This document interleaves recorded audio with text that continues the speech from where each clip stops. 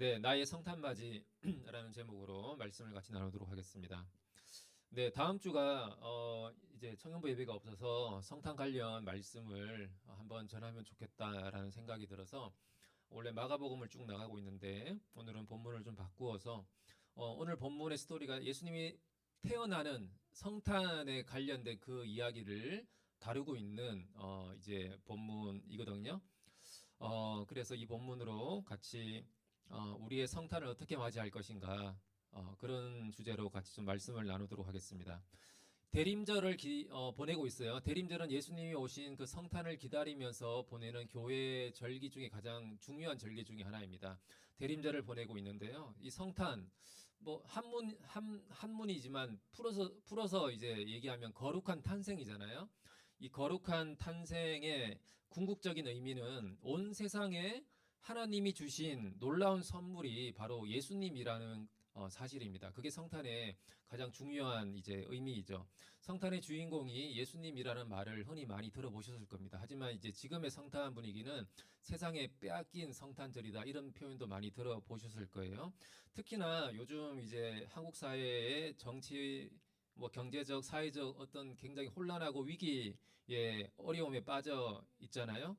그런 가운데서 우리는 어떻게 이 성탄절을 맞이하고 예수님을 바라봐야 할 것인가? 예수님의 탄생 이야기를 기록한 오늘 본문을 통해서도 당시 사람들은 어떻게 이 성탄절을 맞이하고 있는지를 살펴보고 우리에게 좀 적용해 봤으면 좋겠습니다. 먼저는 성탄절을 맞이하기 위해서는 먼저는 깨어 있어야 합니다. 먼저는 깨어 있어야 합니다. 한번 옆 사람한테 한번 얘기해 줄까요?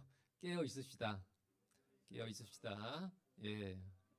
예, 쉽지 않죠. 이 시간에 깨어 있는 게 쉽지 않을 것 같아요. 예, 깨어 있는 게 쉽지 않은 이 시간이지만 오늘 본문에 보면 예수님이 이 세상에 태어났을 때의 상황을 기록하고 있습니다. 로마의 황제 아우구스투스가 다스릴 때에 베들레헴에서 예수님이 태어났는데 왜 베들레헴까지 가서 태어나게 되었는지 이유를 밝히고 있죠. 호적하기 때문에 호적을 위해서. 그래서 하나님 이 성탄 하나님의 아들이 여인의 몸에 임신이 되어서 이 세상에 태어났다라는 것은 사실 상식적으로는 굉장히 이제 불가능한 일이죠. 온 세상을 창조하시고 또 우리에게 생명을 주신 그 하나님의 아들이 우리와 정말 똑같은 사람이 되어서 아기로 이 세상에 직접 태어났다라는 것은 매우 놀라운 사건입니다. 우리는 너무 많이 들어서 그러려니 하겠지만 정말 놀라운 사건이죠. 그런데 당시 사람들 중에는 이런 엄청난 사건이 일어난 것 자체를 아는 사람들이 거의 없었어요. 왜냐하면 하나님의 아들이 이 탄생을 몇몇 사람들에게만 알리고 조용히 태어나셨기 때문입니다.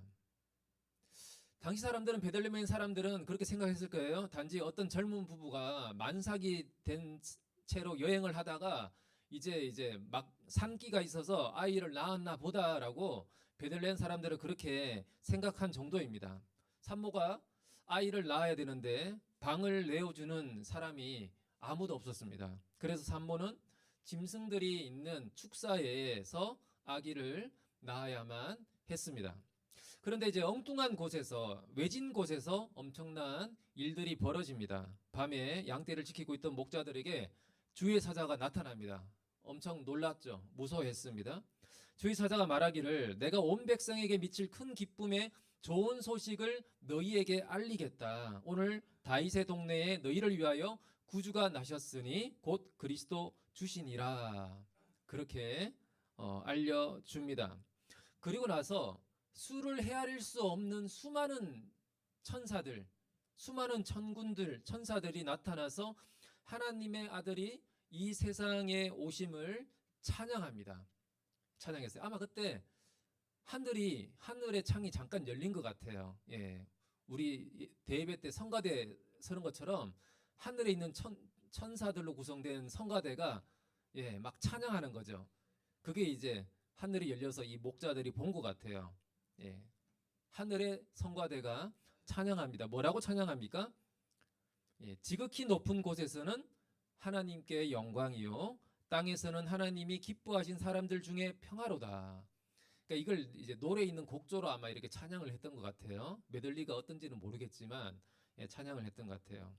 지극히 높은 곳에서는 하나님께 영광이요, 땅에서는 하나님이 기뻐하신 사람들 중에 평화다. 이렇게 찬양합니다. 여러분, 성탄이, 예수님의 탄생이 가장 높은 곳에 있던 분이 가장 낮은 곳으로 오신 거잖아요. 그게 성육신이고, 예수님의 그 탄생이 하나님께 영광이라고 합니다. 하나님께 영광이래요.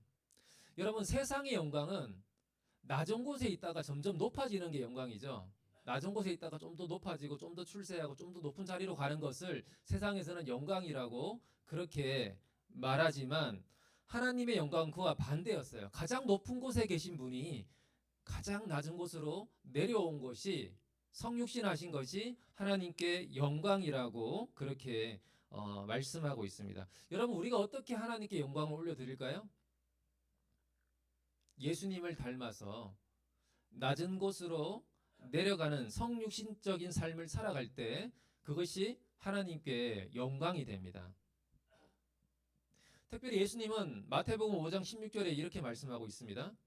이같이 너희 빛이 사람 앞에 비치게 하여 그들로 너희 착한 행실을 보고 하늘에 계신 너희 아버지께 영광을 돌리게 하라. 하늘에 계신 아버지께 영광을 어떻게 돌리라고요? 너희 착한 행실을 통해서 영광을 돌린다라고 합니다. 그러니까 성육신적인 삶, 낮아지는 삶은 성도들의 착한 행실을 통해서 하나님께 영광을 돌릴 수 있다라고 그렇게 예수님이 말씀하고 있죠. 그리고 땅에서는 하나님이 기뻐하신 사람들 중에 평화라고 합니다. 땅에서는 하나님이 기뻐하신 사람들 중에 평화. 그러니까 성탄의 이 기쁜 소식은 온 백성을 향한 소식이었습니다. 누구나 온 백성을 향한 기쁜 소식이었지만 성탄의 기쁨은 누구나 다 누릴 수는 없었습니다. 누가 누릴 수 있었어요?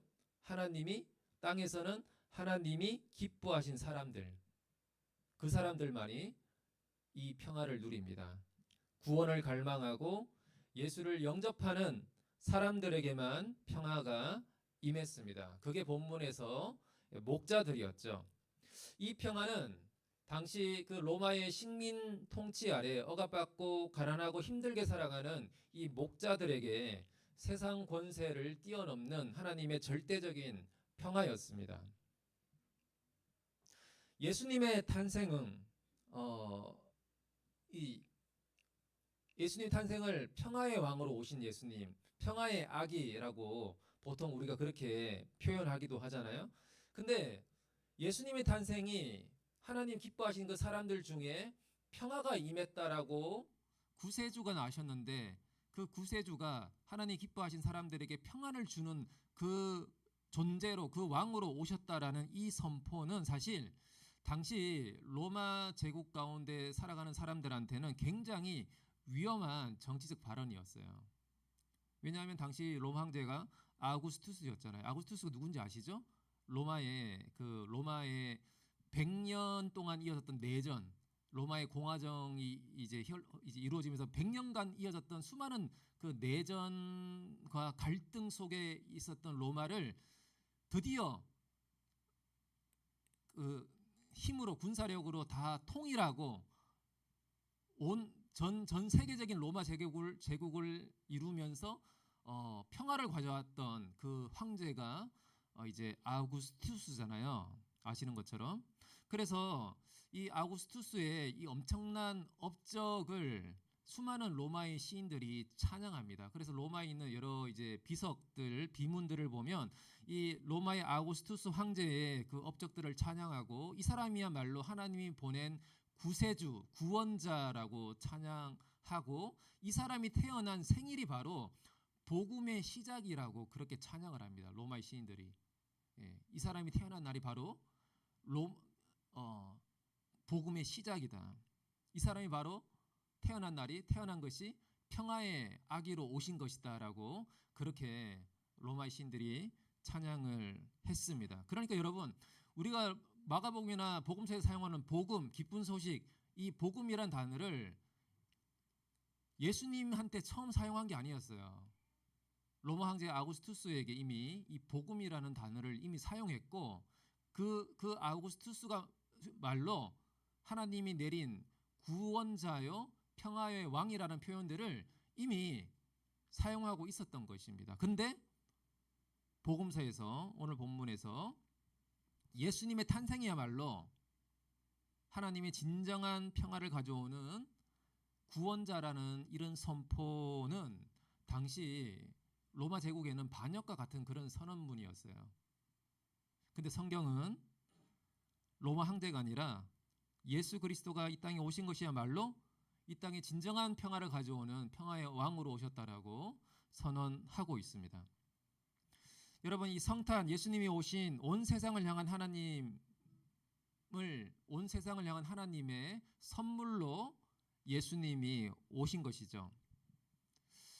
예수님은 하나님의 구원의 선물입니다. 그래서 하나님을 떠나 멀리 떨어진 죄인이 하나님과 화해하게 되고 자기 자신을 용납하지 못했던 사람들이 자기 자신과 화해하게 되고 더 나아가 이웃과 화해가 이루어지도록 하는 하나님의 평화였습니다.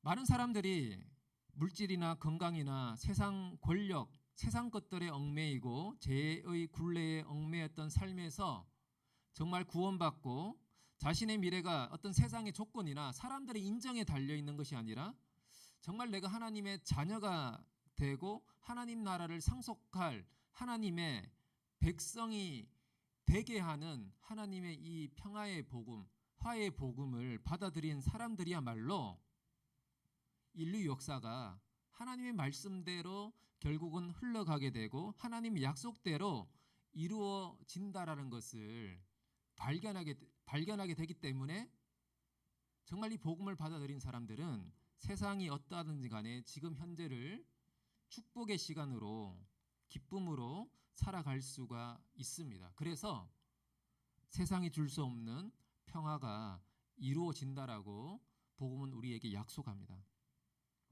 그런데 여러분, 성탄의 이 기쁜 소식은 양을 치던 소수의 목자들만이 목격을 하죠. 온 세상을 창조하신 하나님의 아들이 이 세상에 오시면서 왜 이렇게 조용히 오셨을까요? 예루살렘 상공에 천사들이 나타나서 막 이렇게 선포했다라면, 베들레헴 시내에 천사들이 나타나서 사람들에게 선포했다라면 수많은 사람들이 알았을 거 아니에요. 근데 그러지 않았습니다.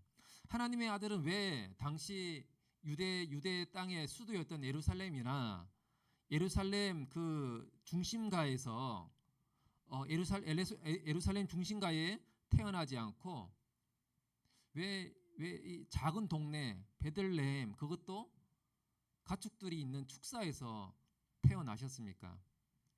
오늘날로 비교하자면 예수님이 강남 그 한복판에서 태어난 게 아니라 저 의정부 변두리에 축사에서 태어나신 것이죠. 천사들은 왜 베들레헴 시민들에게 알리지 않고 인적이 드문 곳에서 양치던 목자들에게 구원자가 태어나신다는 사실을 알리셨을까요? 왜 이렇게 조용히 예수님은 태어나시고 소수의 사람들에게만 이 소식을 알리셨겠습니까? 그것은 세상이 하나님의 탄생, 하나님의 성육신하신 예수님의 탄생을 기뻐하지 않았기 때문입니다. 하나님을 좋아하지 않았기 때문에 그래요. 오히려 하나님께 대하여 적대적이었습니다. 요한복음 1장 11절에 보면 이런 표현이 있는데요. 자기 땅에 오매 자기 백성이 영접하지 아니하였으나, 다음 그 말씀 한번 띄워주시면, 자기 땅에 오매 자기 백성이 영접하지 아니하였다. 그러니까 자기 백성조차, 하나님의 백성조차도 영접하지 않았다고 말하고 있어요. 더 나아가서 헤롯 대왕은 어떻게 했습니까? 왕이 태어난다는 소식을 듣고 어떻게 했어요? 베들레헴에 있는 2살 밑으로 남자 아기들을 다 죽이라고 살해 명령을 내리죠. 왜 그랬어요? 자기 왕권을 위협한다라고 생각했기 때문에 그렇게 죽이라는 명령을 내립니다. 베들레헴 사람들은 성탄의 기쁜 소식을 들을 자격이 없었어요. 호적을 하기 위해서 왔는데 해산할 곳이 없어 낭패를 겪고 있는 이 만삭의 부부에게 어느 누구도 관심이 없었고 어느 누구도 방을 내어주지 않았습니다. 그들은 모처럼 온 기회, 호적 명령이 가져다 준, 그래서 수많은 사람들이 베들레헴으로 오게 되잖아요. 그 연말에 대목 장사에 돈이나 벌 생각을 했고, 혹은 로마 황제의 호적 명령과 관련해서 발생할 그 로마와 유대 민족 간의 긴장이라는 그 현실에만 몰두를 했습니다. 결국 자기들을 찾아온 하나님의 가정을 이들은 영접하지 않았습니다. 어둠 속에 있는 그들의 영적 무감각은 인간성과 연민에 대한 무감각으로 이어져서 자신들의 주위에서 일어나고 있는 하나님의 일들에 대해서 무관심했습니다. 어떻게 보면 우리에게 찾아오시는 하나님을 영접하지 못하고 오히려 거부하는 일은 우리가 특별한 악을 행하거나 특별한 죄들을 많이 짓기 때문이 아닙니다. 평소에 우리의 이기심과 우리의 욕심을 따라서 세상을 향해서 살다 보면, 너무나 바쁘다는 핑계로 정신없이 살다 보면 영적 무감각 속에, 영적 어두움 속에 빠져서 나타나는 자연스러운 결과가 우리에게 찾아오시는 그 하나님을 우리는 거부하게 되는 결과로 이어지게 될 것입니다. 요한복음 1장 5절에 보면 이렇게 말씀하고 있는데요. 빛이 어둠에 비치되 어둠이 깨닫지 못하더라. 어둠은 빛을 깨닫지 못해요. 하나님의 아들 빛과 생명이신 분이 이 세상에 빛과 생명을 주시고자 오셨지만 어둠 속에 있는 사람들은 깨닫지를 못합니다. 그게 예수님 당시의 사람들의 상태였고 지금의 모습도 마찬가지죠. 세상은 성탄, 예수님이 오신 그 성탄에 크게 관심이 없습니다. 구원자를 기다리지도 않습니다. 그냥 성탄절은 연말의 중요한 연휴 휴일이죠. 송년 파티를 하는 날이죠. 그 정도입니다. 지금도 이 세상에 영적 어두움 가운데 많은 사람들이 빠져 있습니다. 반면에 목자들은 어떠합니까? 당시에 이 목자들은 천한 직업이었어요. 양을 치는 이 목자들은 당시 굉장히 천한 직업이었고, 이들은 자기 양을 치는 게 아니에요. 양들의 주인은 실제로 그 양을 직접 치지 않습니다. 어떻게 합니까? 알바를 고용하죠. 그러니까 이 사람들은, 목자들은 다른 사람들의 양을 대신 돌보는 알바생들이었을 거예요.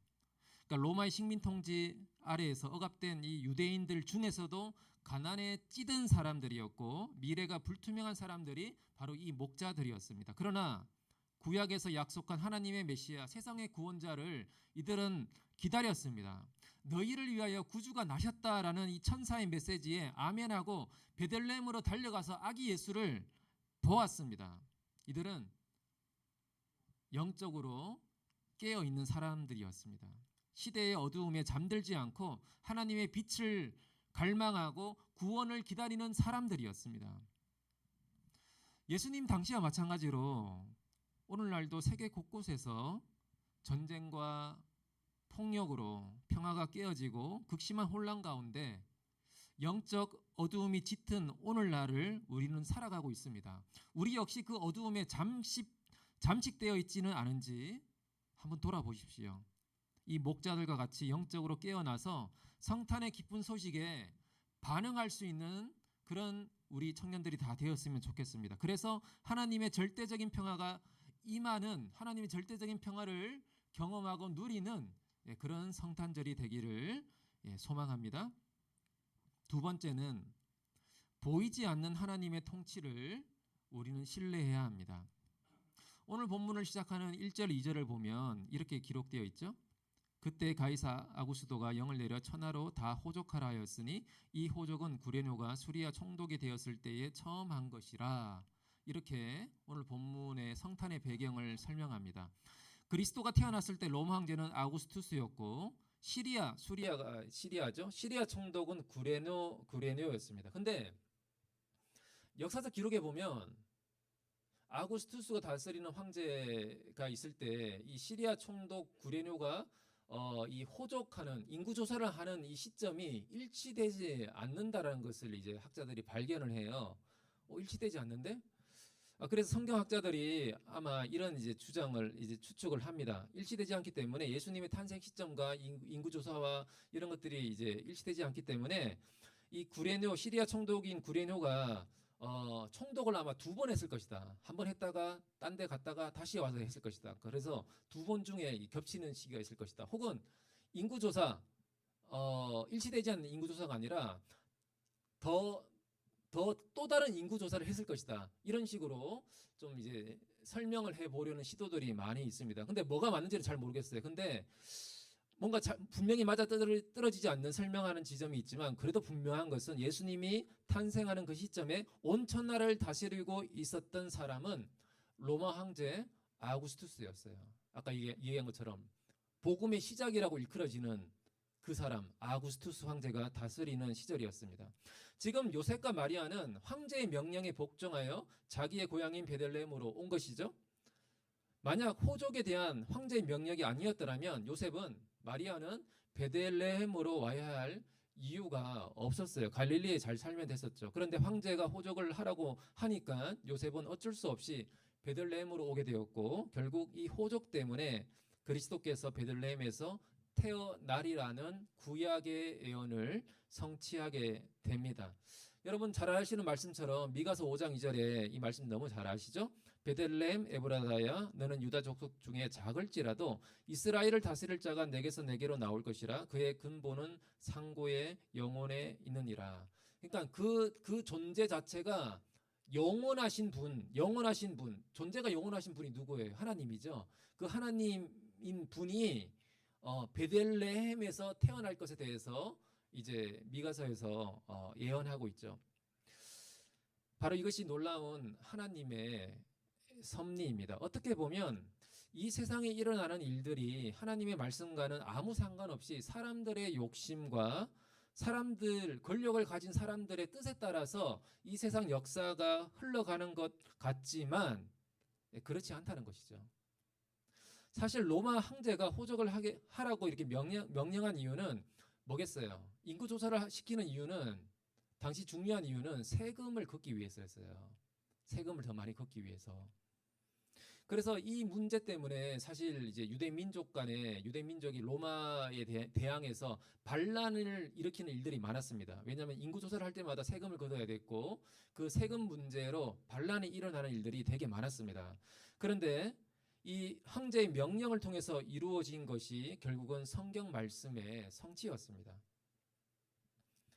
그러므로 사람들은 실컷 자기 마음대로 모든 일을 하는 것 같지만 결과를 보면 하나님의 말씀대로 이루어지고 있다라는 것을 오늘 본문을 통해서 우리에게 보여주고 있습니다. 하나님의 그 말씀 한마디는 당시 최고 권력자였던 로마 황제, 이 세상의 어떤 권력자의 명령보다 하나님의 말씀이 힘이 있다라는 것을 우리는 기억해야 합니다. 겉으로 보기에는 이 요셉과 마리아가 로마 황제의 명령에 복종하고 시리아 총독의 명령에 순종하는 것 같지만 실제로는 하나님의 말씀에 순종하고 있었다라는 것을 우리는 볼 수 있습니다. 하나님은 만삭이 된 이 마리아를 베들레헴으로 오게 하기 위하여 로마 황제를 통해서도 역사하시고 다른 모든 백성들도 고향으로 가도록 그렇게 움직이셨습니다. 그래서 우리는 이 역사를 움직이는 주체가 누구인가를 다시 한번 기억해야 합니다. 역사를 움직이는 주체는 세상에 권력이 있는 곳이 아니라 역사의 주관자는 하나님이시라는 것을 다시 한번 기억해야 합니다. 요셉과 마리아는 황제의 명령을 거역하지 못하고 고생하면서 베들레헴으로 왔지만 실제로는 그 호적하라는 인구조사하라는 명령이 자기들을 위해서 내려졌던 것이죠. 겉으로 보기에 당시 사람들에게 아구스투스 황제나 시리아 총독이었던 구레뇨는 그 당시 사람들에게는 핵심 인물이고 굉장히 중요한 사람들이고 그 시대의 주인공과 같은 사람들이었습니다. 그러나 하나님 나라의 관점에서 보면 이 로마 황제나 시리아 총독은 성탄 사건의 배경에 불과합니다. 1, 2절에 불과한 거죠. 그들은 엑스트라였고 실제 주인공은 요셉과 마리아였다라는 것을 성경은 우리에게 보여주고 있습니다. 하나님 나라의 관점에서 이 세상 권세는 배경이에요. 배경. 엑스트라입니다. 그리고 더 나아가서 하나님의 섭리를 믿고 순종하는 하나님 나라의 하나님의 백성이 역사의 주인공이 되고 있다라는 것을 우리는 기억해야 합니다. 구약의 다니엘이 대표적으로 그렇죠. 예. 다니엘이 총리를 하면서 국가가 바뀌고 왕조가 계속 바뀌지만 세상 역사들은 계속 바뀌지만 하나님의 사람인 다니엘은 계속해서 신실하게 남아 있는 것을 통해서 이 세상 나라는 계속 바뀌고 왕조도 바뀌고 왕도 바뀌고 계속 바뀌지만 하나님 백성인 영원하다라는 것을 다니엘서가 잘 보여주죠. 우리 인생을 어떻게 보면 내 생각과 내 마음대로 살아가고 있는 것처럼 보이는데 한참 시간이 지나서 돌아보니까 내 인생이 하나님의 손 아래에서 하나님의 뜻대로 내가 이렇게 움직여 온 것이구나라는 것을 깨닫게 될 때 소름이 돋을 때가 있습니다. 아직 여러분은 아직 젊어서 이제 거기까지 안 갔을 것 같은데 좀 더 나이를 먹다 보면 뭐 그냥 이렇게 저렇게 막 이렇게 살아온 것 같은데 돌아보니까 하나님의 그 손 아래 하나님의 섭리 안에 내가 이렇게 살아온 것이구나라는 것을 깨닫게 되는 것이죠. 하나님의 백성은 보이지 않는 하나님이 이 온 세상을 다스리신다라는 것을 믿어야 합니다. 성탄은 예수님의 태어나심은 역사의 주님이시고 온 세상의 구원자로서 하나님이 이 온 세상을 통치하신다라는 것을 보여주는 사건입니다. 그 하나님이 성육신하신 예수님이 우리 한 사람 한 사람의 삶에도 그렇게 다스리시고 그렇게 개입하십니다. 여러분 마태복음 1장 23절에 보면 이런 말씀이 있어요. 잘 아는 말씀이죠. 보라 처녀가 잉태하여 아들을 낳을 것이요 그의 이름은 임마누엘이라 하리라 하셨으니 이를 번역한즉 하나님이 우리와 함께 계시다 함이라. 그러니까 예수님의 별명이 뭐라는 거예요? 예수님의 별명은 임마누엘이에요. 그게 성탄의 다른 이름입니다. 임마누엘, 하나님이 우리와 함께 계신다. 그러니까 성육신의 의미는 지금 우리와 하나님이 함께 계신다라는 것을 보여준다는 거죠. 예수님의 탄생, 성육신은 그 하나님이 다른 때가 아니고 과거도 아니고 지금 우리와 함께 계신다라는 것을 보여줍니다. 제가 예전에 이 본문을 가지고 이렇게 이제 침묵 기도를 한 적이 있어요. 그래 목자들의 마음을 갖고 천사들의 그 소식을 듣고 제가 목자가 되어서 베들레헴에 갔어요. 하나님이 선포하신 구원자가 나셨다라는 그 메시지를 듣고 나도 구원자를 보려고 베들레헴으로 갔습니다. 그리고 마구간을 찾았어요. 그리고 마구간에 구유에 놓여 있는 하나님이 말씀하신 그 아기 예수, 구원자로 이 땅에 오신 아기 예수를 이렇게 목자들과 함께 아기 예수의 얼굴을 봤어요. 그 순간 무슨 마음이 올라왔냐 하면 아니 이게 무슨 구원자야? 아니 이게 무슨 구원자야? 그런 마음이 올라왔어요. 그때가 제가 이제 막내 셋째를 이제 셋째가 태어나고 나서 얼마 안 지난 시점이었거든요. 그러니까 육아에 지치고 힘들고 막 그런 시절을 보내고 있었기 때문에 여러분 아기를 키워 보신 적이 없네요. 예, 아기를 보시면 알겠지만 갓난 아기를 보면 물론 귀엽죠. 귀여운데 정말 무력한 존재예요. 부모가 손을 이렇게 돌봐주지 않으면 하루도 이렇게 제대로 생존할 수 없는 존재예요. 부모의 손길이 가지 않고는 돌봐주지 않으면 아기는 정말 무력하고 스스로도 생존할 수 없는 그런 무력한 존재입니다. 똥 싸면 기저귀 갈아줘야 되고 밥 먹여줘야 되고 우리면 또 안아줘야 되고 정말 손이 많이 가는 존재거든요. 그때 셋째가 제가 태어난 지 얼마 안 돼서 그 아기 예수를 보는데 무슨 구원자 이게 부모로 하여금 너무나 피곤하게 만드는 존재고 다른 타인의 도움이 아니고는 생존할 수 없는 이런 무력한 존재가 무슨 우리에게 구원자인가 그런 마음이 많이 올라왔어요. 그래서 하나님께 그렇게 얘기했어요. 아기 예수가 무슨 저한테 구원입니까? 지금 제 현실의 수많은 여러 문제들을 해결하기에는 너무나 무력하고 아무런 도움이 되지 않는 이 아기가 무슨 구원자입니까, 주님? 좀 도움을 줄 만한 구원자를 보내셨어야죠. 어벤져스처럼 이렇게 성인, 힘을 가진 성인으로서의 뭔가 구원자를 보내셨어야죠. 그런 마음을 가지고 기도를 한 적이 있습니다. 그때 하나님이 저한테 갑자기 그런 마음을 주셨어요. 내가 아기로 왔기 때문에 지금 너랑 관계를 맺고 얘기하고 있지 않니? 그런 말씀을 주셨어요. 그 말씀을 듣는데 그게 맞더라고요. 뭔가 성인 남성, 건장한 성인 남성의 어떤 영적인 구원자로 오셨다면 뭔가 두려울 수는 있는데 제가 감히 그런 존재에게 다가가지는 못하겠더라고요. 그런 존재를 저는 다가가지는 못하겠더라고요. 근데 아기로 왔기 때문에 심지어 내 손에 의지해서 생존해야 되는 아기로 왔기 때문에 내가 이 아기와 관계를 맺고 소통하고 얘기하고 있구나 라는 것을 알게 됐어요. 예수님은 제 눈높이로 오셨어요. 혹은 제 눈높이보다 더 낮아진 존재로 이 땅에 오셨어요. 그게 성육신의 비밀이라는 것을 알게 되었습니다. 그래서 예수님의 탄생은 온 세상을 위한 구원자로 이 땅에 오셨지만 바로 나를 위해 오셨구나. 이분이 바로 나를 위해 오셨구나. 라는 것을 그때 알게 되었어요. 성탄절이 곧 다가옵니다. 목자들과 같이 시대의 어둠에 잠들지 않고 깨어서 이 성탄의 주님 오심을 맞이합시다. 온 세상의 구원자로 오셨지만 바로 나를 위해서 성육신하신 예수님을 우리가 갈망하고 기다리고 맞이합시다. 그리고 하나님이 기뻐하신 자들이 됩시다.